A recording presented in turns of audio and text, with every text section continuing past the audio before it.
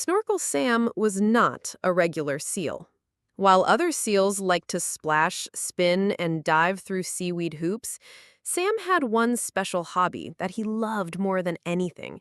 He collected seashells. But not just any seashells. Snorkel Sam searched for rare ones. Tiny spiral shells the color of sunrise. Big, bumpy shells that rumbled softly when held close to the ear. And, above all, the legendary Moonwhistle Shell. A shell so beautiful that it was said to sing when touched by moonlight. No seal had ever seen it. Some said it was just a story told by elderly turtles to help sleepy otters dream. But Snorkel Sam believed it was real. Every morning, he would wriggle into his snorkel mask, adjust the straps with his flippers, and head off with a pouch tied neatly to his back. He lived near Coral Cloud Cove, where the sea turned soft turquoise in the morning and lilac in the evening. The sand there was as fine as powdered sugar. Long strands of golden kelp swayed like dancers in the shallow tide. Friendly fish darted by, and sea anemones opened like lazy umbrellas. Sam's best friend, Coral the crab, often scurried beside him. Coral had bright orange claws and eyes that sparkled like wet pebbles.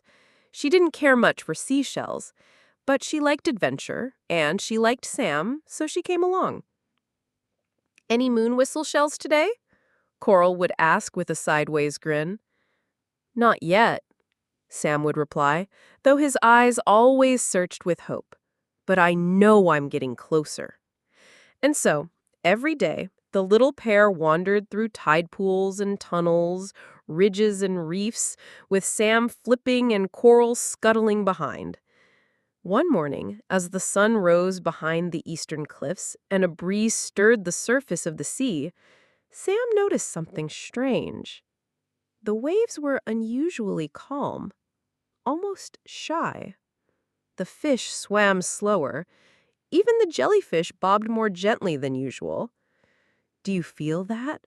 Sam asked, his voice soft. Coral paused. "Feels quiet. Quieter than quiet." Sam's heart thumped. "It's a sign. Something's near. I can feel it." They passed a bed of fan-shaped coral and a school of striped silverfish. Sam followed a hunch and turned into a narrow channel where few creatures swam. The water grew deeper. Shadows stretched like sleepy fingers along the ocean floor. Sea fans waved in slow motion. "Sam, are you sure?"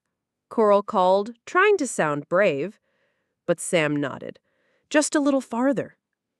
Suddenly, there it was, a glint, a shimmer, just beneath the sand. Sam swam down quickly, brushing away the grains.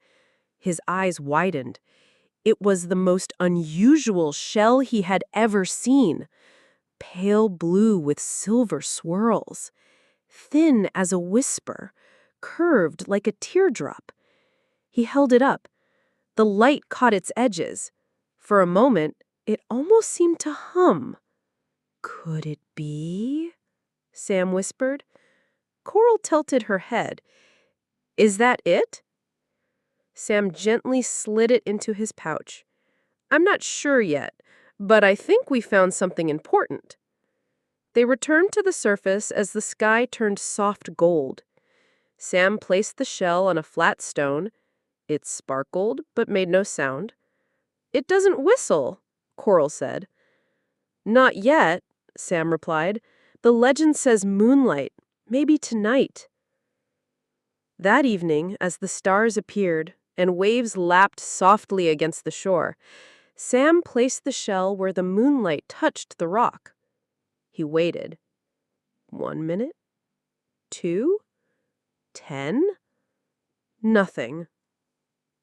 He sighed. Coral gave him a soft nudge. "It's still a very pretty shell," she offered kindly. Sam smiled, but his heart drooped. "Maybe I was wrong." The wind shifted.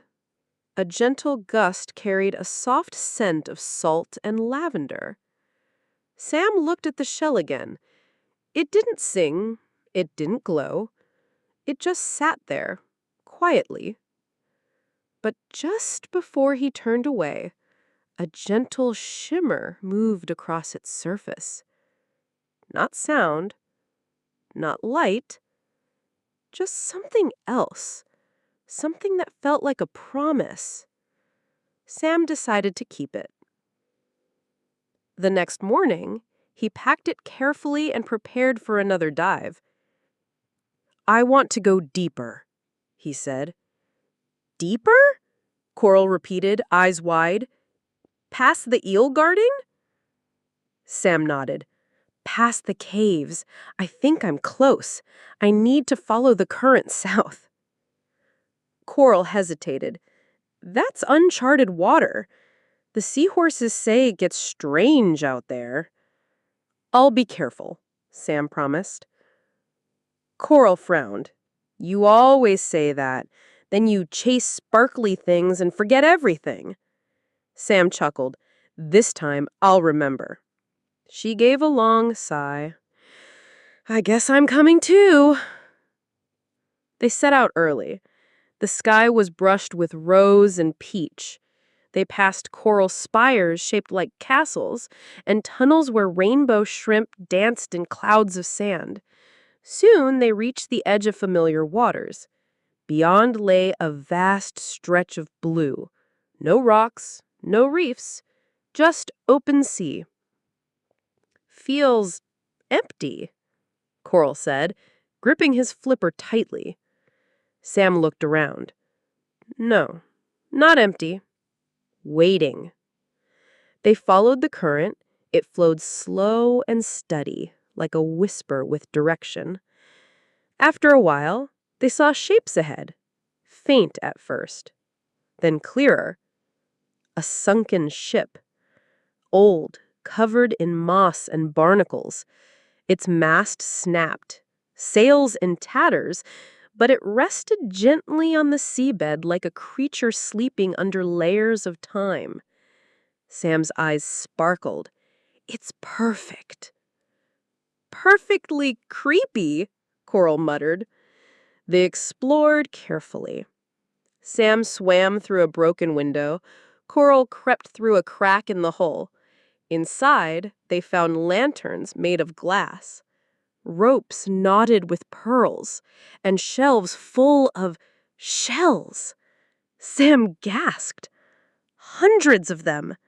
Spirals, fans, horns, trumpets, colors he couldn't name. He reached out, eyes wide. Coral tugged his fin. "Wait! Look!" One shell sat higher than the others, on a velvet cloth. It glowed faintly even in the dark. Its surface shimmered like moonlit waves. Sam's heart jumped. "That's it," he whispered. "That must be the Moonwhistle Shell." He swam forward. The water grew colder.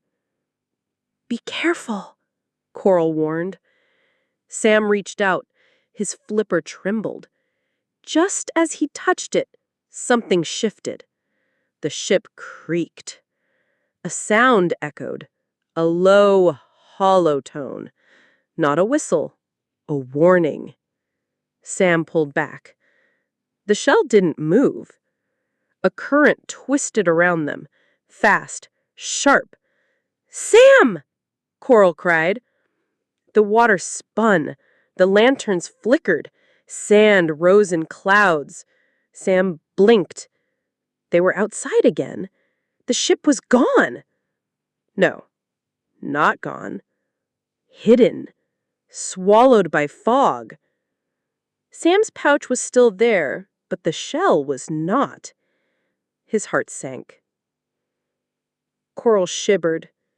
"Let's go home." Sam nodded. But inside, something stirred. Not sadness. Not fear. A quiet fire.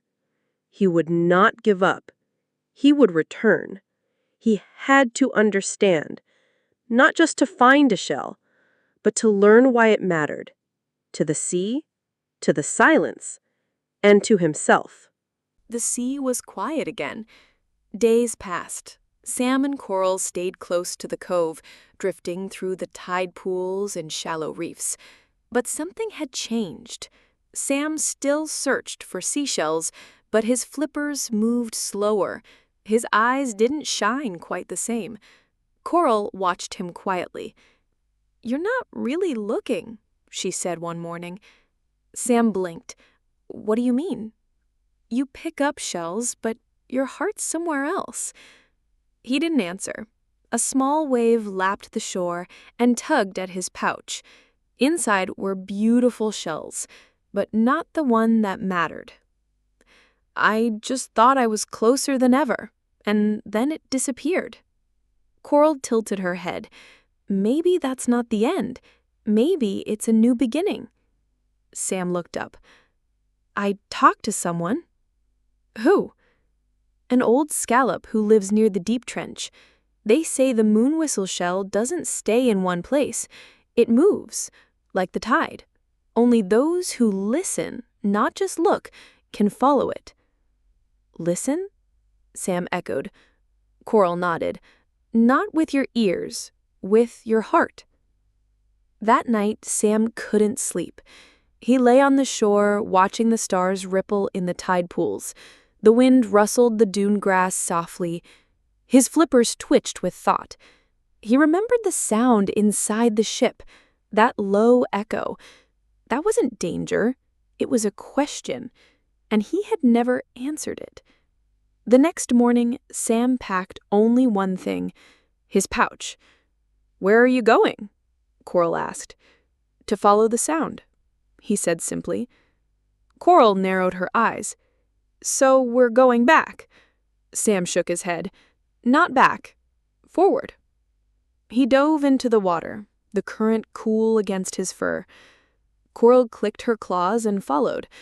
They swam for hours, past schools of tiny golden fish, beneath drifting jellyfish the size of umbrellas, over rocky cliffs and under glowing caves. Then the water grew darker. They were near the trench. Few creatures came here. The light thinned, the silence thickened. Even the bubbles seemed slower. Sam paused. "It's here," he whispered. "What is?" Coral asked, huddling near a rock. "The question." Sam closed his eyes. He thought of the ship, of the strange fog, of the shell that shimmered, then vanished. He didn't reach for anything. He listened. A sound floated upward, soft, faint, like a breath on the edge of dreaming. Sam followed, downward, into the trench. The pressure increased, the colors faded, but Sam's heart stayed steady. Then, far below, something glowed. A cave. Inside, the walls shimmered with reflections. Shapes moved gently in the still water. On a pedestal in the center sat a shell. It wasn't large, it wasn't flashy, but it pulsed with gentle light. Sam swam forward. This time, the current didn't push. The silence didn't roar. Everything was still. Sam reached out and touched it. A single tone rang through the water. Not loud, not piercing, just clear, pure, like the first note of a lullaby. Coral gasped. The shell pulsed again. Sam looked at it, heart wide with wonder. "This is it." He placed the shell carefully into his pouch. As they turned to leave, the cave shimmered. The path behind them brightened. The trench no longer felt heavy. It felt open, alive. They rose slowly, the shell safe between them. When they reached the surface, the moon was rising. Sam placed the shell on the flat stone again. This time, he didn't wait for it to sing. He just sat beside it, quietly. And then, Without a breeze, without a wave, a single note echoed through the cove. Soft, silver, like moonlight wrapped in sound. Coral's eyes widened. It's true! Sam smiled, but it wasn't just joy he felt. It was peace. The next day, creatures came from far away. Starfish, dolphins, stingrays, even the grumpy octopus from Coral Rock Reef. They came to see the shell. They asked questions. Where did you find it? Does it always sing? Will it stay? Sam didn't have all the answers, but he shared the story, not just of the shell, but of the search, the silence, the shift in the sea. Some listened, some didn't, but one visitor stayed behind, an old sea turtle with a back like weathered stone. "You found the Moonwhistle Shell," he said. Sam nodded. "And now?" Sam blinked. "Now what?" The turtle smiled. "Now what will you do?" Sam looked at the shell. Its glow was fading in the morning sun. "I don't know," he said truthfully. But Turtle chuckled. "That's the best place to begin." Over the following days, Sam didn't search for more shells. He played in the waves again. He helped build a coral maze with the seahorses. He even taught some young seals how to spot treasure shells hiding under rocks. But sometimes, in the quiet moments before dusk, he would hold the Moonwhistle shell and listen. Sometimes it sang, sometimes it didn't. But every time it reminded him of the silence that had taught him everything. Then one evening, the shell was gone. Sam searched the cove, the beach, the tide pools. Nothing. He looked at Coral, worried. She only smiled. Maybe it moved again. Sam frowned. But it was here. And no, it's not. His heart twisted. It felt like part of me. "It still is," Coral said gently. "You don't have to hold the shell to hold the lesson." That night, Sam didn't sleep. He thought of the shell, floating somewhere, waiting for the next seeker. And in his chest, instead of emptiness, he felt something warm. The story wasn't over, just changing. A few days later, a young seal pup swam into the cove. His flippers were small, and he wore a pouch tied with coral string. "Are you Snorkel Sam?" the pup asked. Sam chuckled. "That's me." "They say you found the Moonwhistle Shell." Sam nodded. "I did." "Is it true it sings?" Sam looked out at the sea. "It does, when the time is right." "Can you help me find it?" the pup asked shyly. He tilted his head. "Why do you want it?" The pup paused. "Because I want to hear what it says." Sam smiled. "That's a good reason." And so he picked up his pouch, adjusted his mask, and turned to the sea. "Let's go," he said. Coral scurried after them, clicking her claws in rhythm. As they swam out together, the sun lit the waves in shades of pink and silver. And somewhere far below, a shell shimmered softly in the current, waiting, not for a collector, but for a listener. The tide was low, and the morning breeze carried a scent of salt and seagrass. Snorkel Sam sat on a smooth rock, watching gentle waves roll in. Coral was beside him, nibbling sea moss and humming a tune only crabs could hear. "So," Coral said, squinting at the sun, "are you going to tell the story again?" Sam smiled. "Only if someone asks." As if on cue, a group of young sea creatures flopped, swam, and waddled into the cove. A starfish with tiny glasses, a dolphin calf with an uneven fluke, 2 nervous sea snails, and the same curious seal pup who had come days before, his eyes wide with hope. "Are you the one who heard it sing?" asked the pup. Sam nodded. "I did." The dolphin giggled. "Did it really glow?" "Only under the right kind of moon," Sam replied. The sea snails whispered, "And did it really vanish?" Coral puffed her chest. "It did, right off the rock. One moment it was there, and the next, poof!" The starfish adjusted her glasses. "Do you think we could find it, too?" Sam thought for a moment. "Maybe, but only if you're not just looking. You have to listen." The group fell silent. The tide made tiny lapping sounds. A gull called faintly in the distance, and the ocean waited. "I'll teach you what I know," Sam said gently, "but the rest is yours to discover." And so began something new. Sam called it listening school, though Coral liked to call it snorkel lessons with style. Each day they gathered by the tide pools and learned things most creatures didn't notice. How to feel the difference between a wandering current and a whispering one. How to read the shadows on a seashell's back. How to follow sound with your heart instead of your flippers. Some days they found shells. Small ones, ordinary ones. But every now and then, one would shimmer strangely or make a faint sound when placed on certain rocks. These were special, not because they were rare, but because they made the listener wonder. Sam always reminded them, it's not about finding the Moonwhistle Shell. It's about who you become while looking for it. The young ones nodded, though they didn't always understand.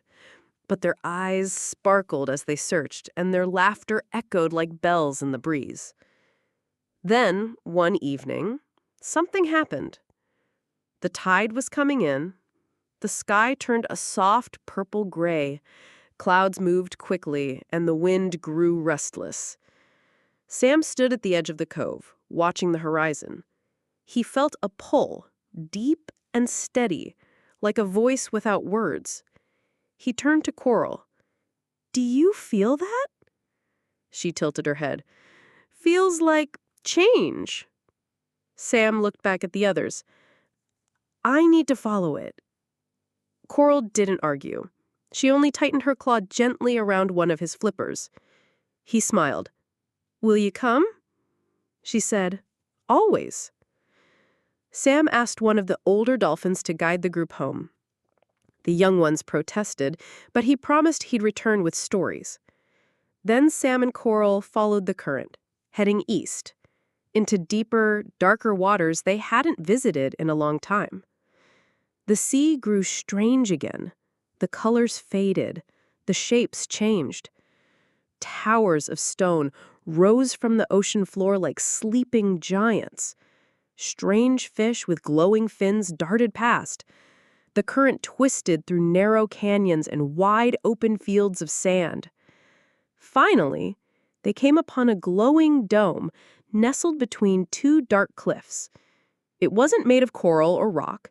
It shimmered like the surface of a bubble, but held its shape as if it breathed. Sam swam closer. Inside, he saw something floating. A shell. Not just any shell, but not quite the same as the one he had found before.